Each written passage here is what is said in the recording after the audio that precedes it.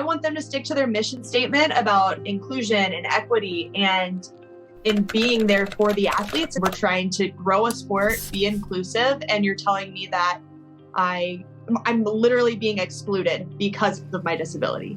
I grew up in Baton Rouge, Louisiana as a competitive gymnast, and my gymnastics career ended when I was diagnosed with osteosarcoma bone cancer.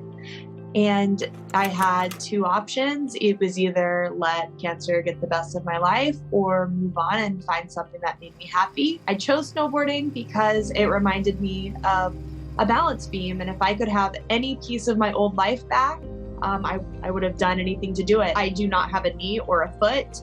Not having a knee is massive in snowboarding.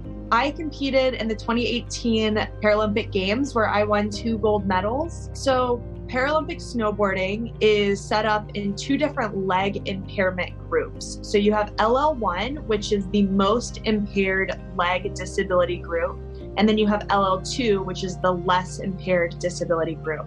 I currently compete in LL1, and I competed in LL1 at the Korea Games. And back in 2019, the International Paralympic Committee made the decision to not include LL1 women in the Paralympics.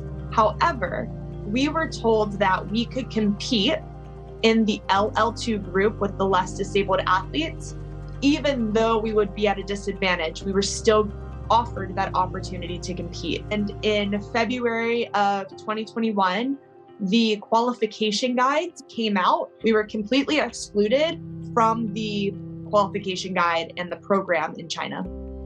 So they eliminated our category of competition because we didn't have enough participants. I mean, immediately when we found out that we could not compete, there was actually a rule that said if there is less than 3 women in the LL1 class, they can compete with the LL2 women. So the more disabled women competed with the less impaired women.